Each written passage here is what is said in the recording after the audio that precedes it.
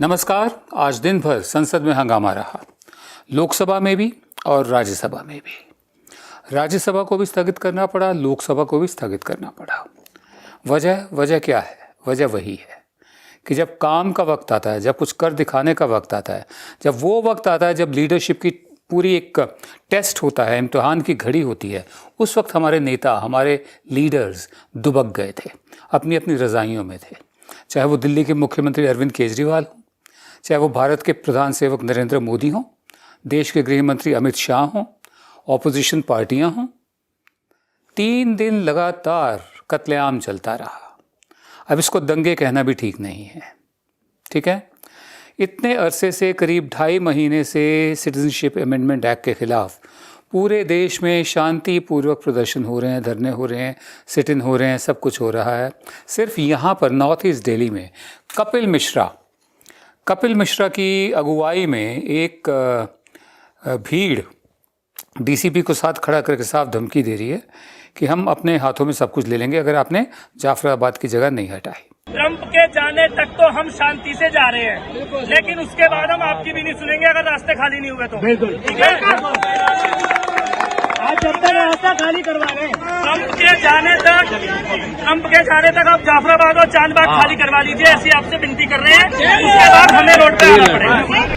तो अब हुआ क्या है कि दिल्ली असेंबली ने तो क्या किया, अपनी रस्म अदायगी कर दी है, एक कमेटी बना दी है कि जो हेट मैसेजेस आते हैं व्हाट्सएप वगैरह पे, उनके खिलाफ कार्रवाई की जाएगी।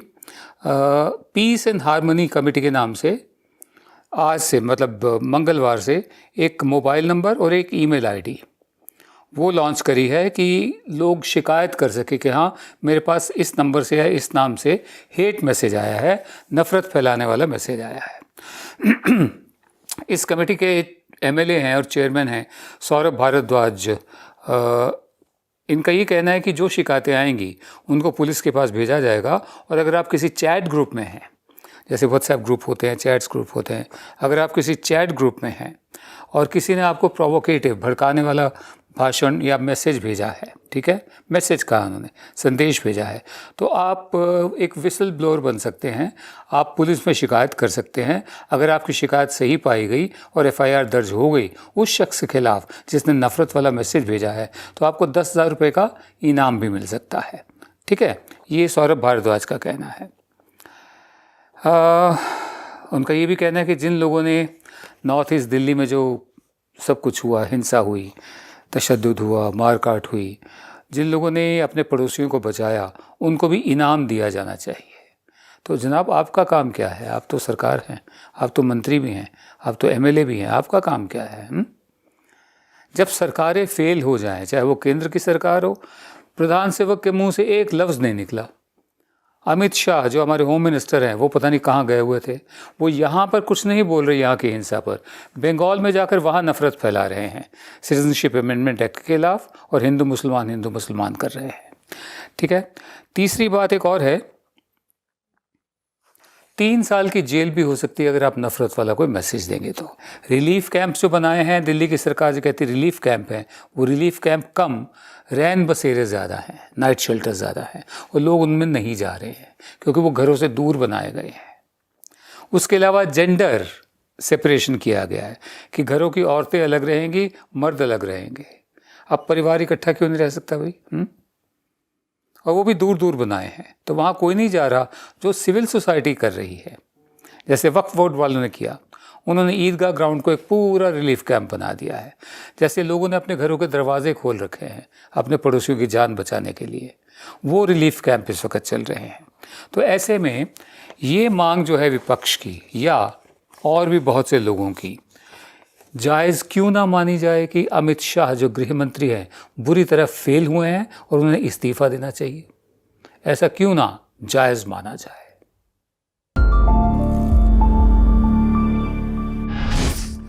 पहले कश्मीर का मसला था, उसको लेकर सरकार अभी भी कंफ्यूज है कि ये हमारा अंदरूनी मामला है, ये हमारा बायलैटरल द्विपक्षीय मामला है पाकिस्तान के साथ, या ये इंटरनेशनल मामला है, ठीक है।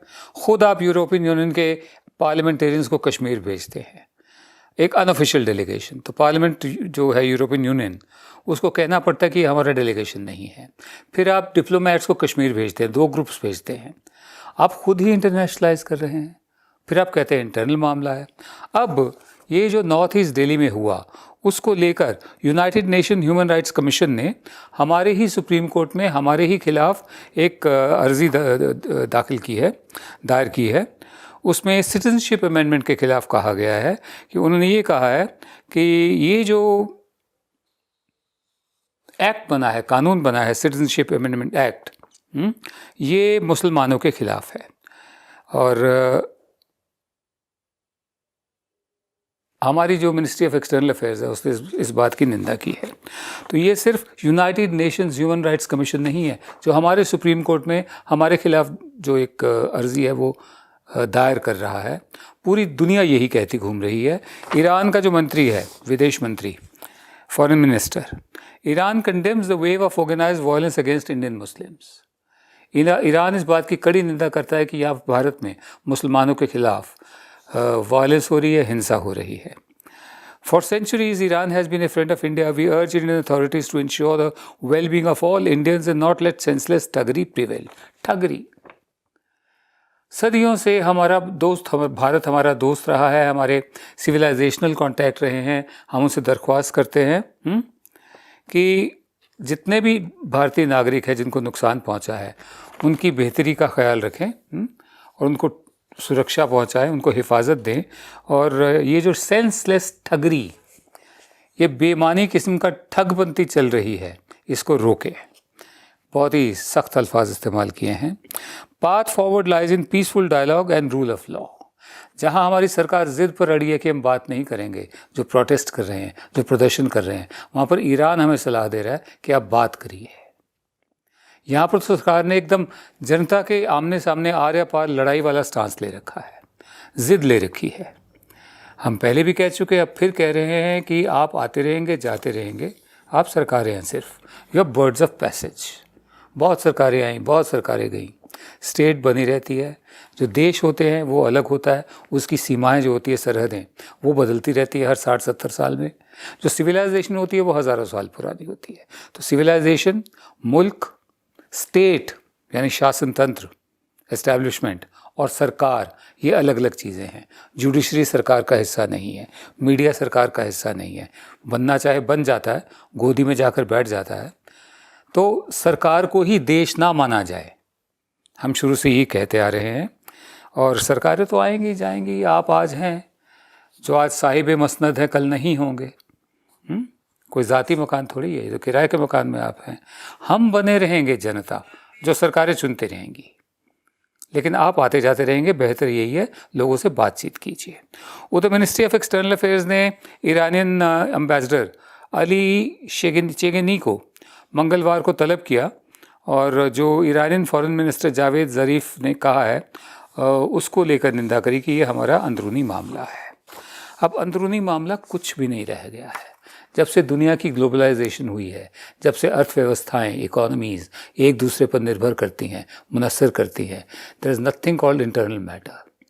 कोरोना वायरस चीन का अंदरूनी मामला हो सकता था, वो पूरा अंतर्राष्ट्रीय मामला है। क्यों? क्योंकि अर्थव्यवस्थाएं जुड़ी हुई हैं। वहाँ की फैक्ट्रियाँ बंद हो रही है, असर भारत की अर्थव्यवस्था पर पड़ रहा है। वहाँ की फैक्ट्रियाँ बंद हो रही हैं, कोरोना वायरस फैल रहा है, असर पूरी दुनिया पर पड़ रहा है। अमेरिका ने इसे पेंडेमिक करार दे दिया है। तो अभी भी वक्त है, वक्त रहते चेत जाएं हमारी सरकार। हमारी सिर्फ यही उनको सलाह है, वरना आप भी आनी जानी चीज़ है, आपका भी टाइम आएगा जाने का, आप भी जाएंगे।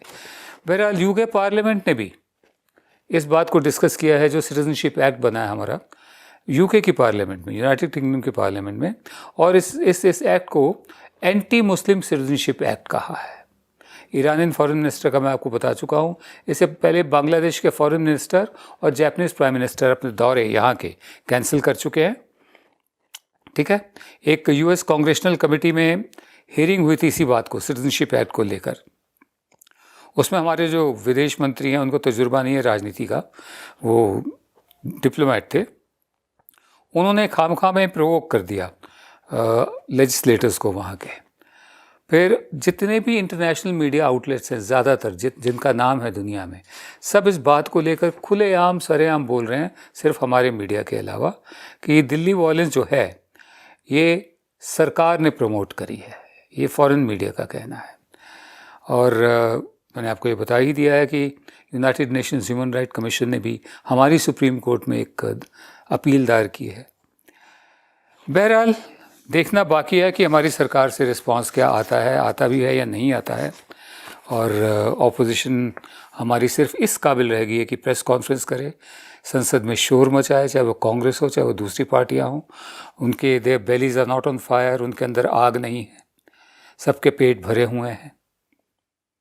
और इस वक्त हमें यही दिख रहा है कि आने वाले 4-4.25 साल जो हैं ये सब हमें झेलना पड़ेगा। लेकिन जिस ढंग से बात बढ़ रही है, सरकार को आज नहीं तो कल जनता से बात करनी ही होगी। नमस्कार।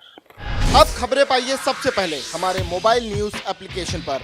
एंड्रॉइड या iOS प्लेटफॉर्म पर जाइए, HW न्यूज नेटवर्क को सर्च कीजिए, डाउनलोड कीजिए और अपनी सुविधानुसार भाषा का चयन कीजिए। खबरों की भीड़ में अपने काम की खबर पाते रहिए।